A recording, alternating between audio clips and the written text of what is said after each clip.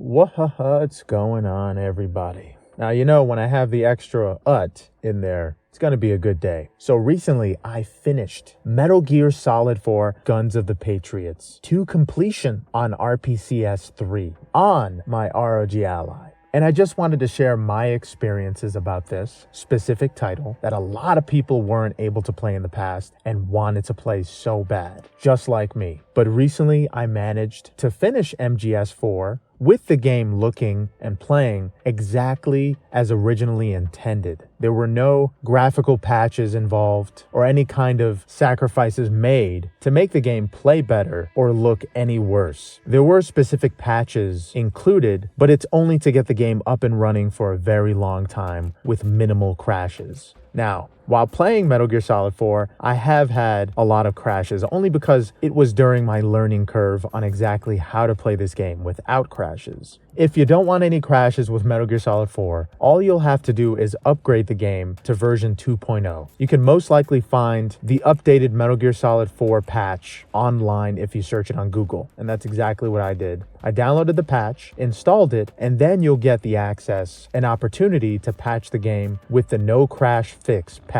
specifically. And along with that, you're going to want to enable the unlock FPS patch. Now that patch makes everything smoother, even at lower TDPs on the ROG Ally. I managed to play this game at 13 watts and it lasted 2 hours and 10 minutes. Metal Gear Solid 4 Guns of the Patriots lasted 2 hours and 10 minutes on a portable device. I still can't believe I'm even saying that. But yes, there were certain crashes without the update. Now, unfortunately, if you want no crashes with this, there is something about the no crash patch and version 2.0 that you should know. Without the updated Metal Gear Solid version 2.0, you will get faster loading times by a pretty big margin, but you will experience some crashes. Now, these crashes can happen at any time. I've had crashes during loading screens, crashes during gameplay, when I press start, and yes, especially during those long cutscenes that Metal Gear Solid 4 is infamously known for. So if you don't want any crashes during those long cutscenes, I do highly advise updating Metal Gear Solid 4 to 2.0 and applying that no crash patch. Now, if you don't want extremely long loading times, there is another no crash patch that you can get, but it is a lot harder to get. Now, there is an RPCS 3 wiki that will provide you links and fixes if you want to use the game in version 1. But I advise just not worrying about any of the crashes and installing version 2 because it does have the unlock FPS. If you want longer loading times with almost zero crashes and an unlocked frame rate, that will help you with lower TDPs, especially if you want to play Metal Gear Solid 4 on the ROG Ally, then I do advise going to 2.0 opposed to 1. And I know that RPCS 3's wiki does say the biggest issue is the frame rate drop. That's really not an issue. The frame rate drop is barely noticeable. The biggest issue, in my opinion, is the fact that the entire skybox, in certain instances, even if it's nighttime, will turn completely black and will show some kind of oddly framed, pixelated black boxes in the sky. And I think this is due to the game's HUD. Now, there is an option to disable HUD in the game, but in my opinion, because Snake goes through a lot of stress, literally in the game, and you have to keep track of your health, and there isn't any exact indicator telling you that your health is low, like a bloody screen or some kind of red hue. Instead, there is kind of beeping when your life is low, but that only happens right before you die. So I do advise just leaving the HUD on and just not looking up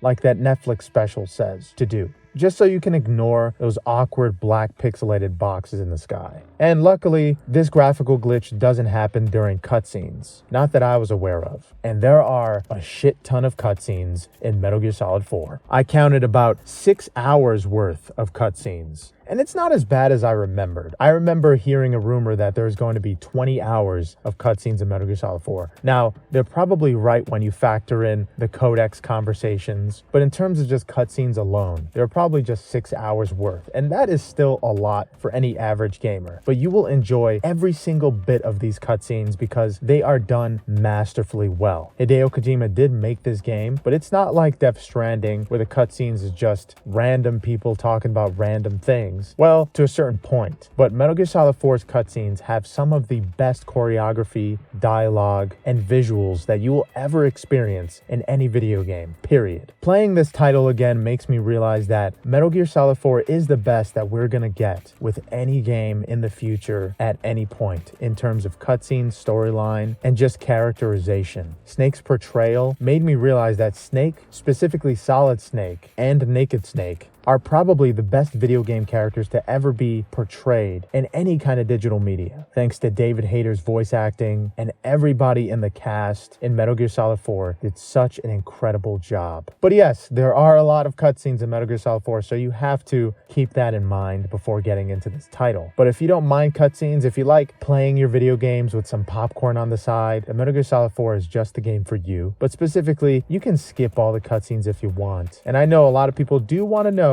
the story of their games, but they don't want to go through an obnoxious amount of exposition or dialogue or diagrams even. And Metal Gear Solid 4 has it all in terms of dialogue, exposition, diagrams. Hideo Kojima finds every single way to explain the story multiple times in different facets, in different countries, any kind of way he can, just so that you can fully understand the story. And at the end of the day, you still probably won't understand what the fuck Hideo Kojima was talking about with Metal Gear Solid 4, and I mean that. It took me more than 10 years to understand everything that Metal Gear Solid 4 had to offer. Mainly because the first time I played Metal Gear Solid 4 and the 10th time, I was still a kid to a teenager, so I wasn't that smart. I was still growing and still finding out different ways to make my own stories at the time. And Metal Gear Solid 4 probably has the most complicated story of any video game or any movie or any show. It is the prime definition of convoluted. But that's somehow part of its charm. There's so much backstory that the backstories have backstory in Metal Gear Solid 4. And I think that's pretty impressive because it shows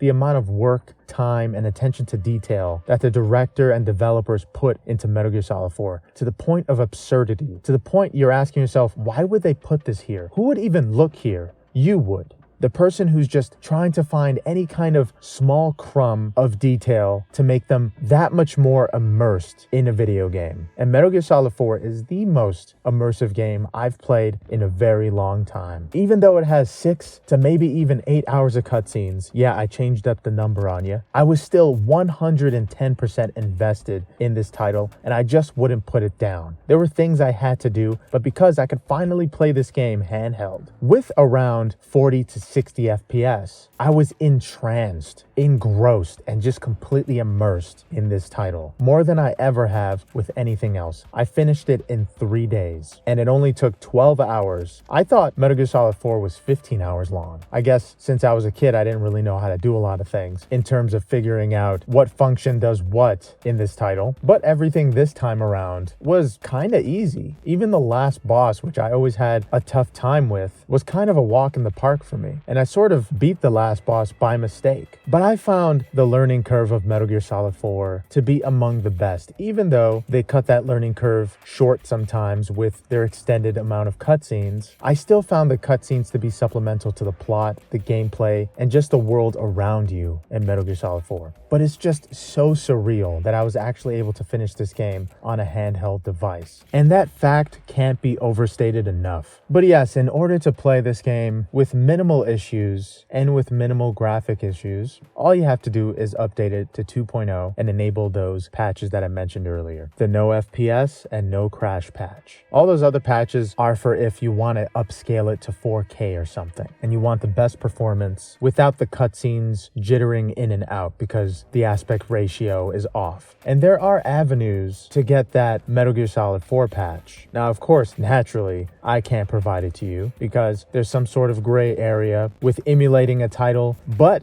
if you have an ROG Ally or even a Steam Deck, with certain ways and pulls, you can get Metal Gear Solid 4 to work on the RPCS 3 emulator. And that is, of course, a PlayStation 3 emulator. You can even emulate the PlayStation 3 menu on this emulator now. It's kind of wild. And I remember before making my big move across the country and growing up, becoming an adult, I thought to myself, man, it would be great if I could just have a big desktop computer that can play PlayStation 3, Xbox 360, and PC games. So I can have any game I want in one platform. Wouldn't that be amazing? And the main game that I was thinking about playing was Metal Gear Solid 4. So I did a ton of research and found that at the time it was impossible to get Metal Gear Solid 4 to work. But you could possibly get games like Heavenly Sword and Killzone 2 to work if you had a powerful enough PC. Surprisingly enough, the possibility of getting PlayStation 3 and Xbox 360 games to emulate on a PC is what started my PC ventures and started the whole aspect of my life of customizing and building PCs. Ironically enough, consoles did it. Not some kind of random RTS or World of Warcraft. Consoles enable me to eventually customize a PC to be powerful enough to emulate those consoles. And also, ironically enough, the system I'm spending most of my time with and that emulates the best right now for me is a handheld PC that was pre-built and that's smaller than any other PC I've ever used in my entire life. And that time that I thought of playing a game like Metal Gear Solid 4, Heavenly Sword, Killzone 2 on a PC was only 10 years ago. And here we are today, not only emulating these games to completion, but emulating them almost perfectly on a handheld device. I honestly thought I'd be dead before I see this day, but here we are. And there I was playing Metal Gear Solid 4, Guns of the Patriots on a handheld device called the ROG Ally. It's good times to be a gamer, I'll tell you that. And also not so good times to be a gamer because there's just a lot of stuff going on in terms of pricing, voice actors, and just drama in general. But I feel like where there's money, there's drama, no matter what it is, and even if it is the entertainment industry. Even if the purpose of that business is to make you happy, because it is a business and because that company wants to make money, regardless of what you're trying to do, how much you're trying to make people happy, because there is money involved, there will always be a downside and there will always be drama. And that's how I see everything in life, all aspects. But emulating Metal Gear Solid 4 on the RPCS3 and the ROG Ally is completely free, so there's no money involved with that. You can feel happy and there's no strings attached. It's definitely a good day and a win for gamers this year and the last in terms of emulation. Emulation has stepped up so much, and I'm so appreciative to all the developers that worked on RPCS3, Xenia, and all those other PlayStation 2 and Xbox emulators, as well as the Nintendo Switch emulator. That was a big lifesaver, I'll be honest. But most of the games I'm emulating are PlayStation 3 games. I rarely emulate Switch games. If I do, it's some kind of random Mario game that I play for like 5 minutes, or Kirby and the Forgotten Land, because that game was crashing on the Steam Deck countless times. I was trying to play it co-op with my girlfriend and we just couldn't find a way to fix it. I looked online and everything, and it was simply a Linux issue. But as soon as I picked that game up on the ROG Ally, we were able to finish it the same day. And how glorious is that? But yeah, Metal Gear Solid 4 on the ROG Ally is absolutely incredible. If I were to rate the game today, it would still get a 10 out of 10, even with those crashes. After the initial crash, it did have some loading time issues, so maybe that would bring it down to a 9, because somehow long loading times just feel worse than random crashes. But yeah, all in all, it has been an incredible time with Metal Gear Solid 4 on the ROG Ally. And those were experiences I would never take back. But yeah, thank you guys so much for watching, and I hope you had a good one. Later.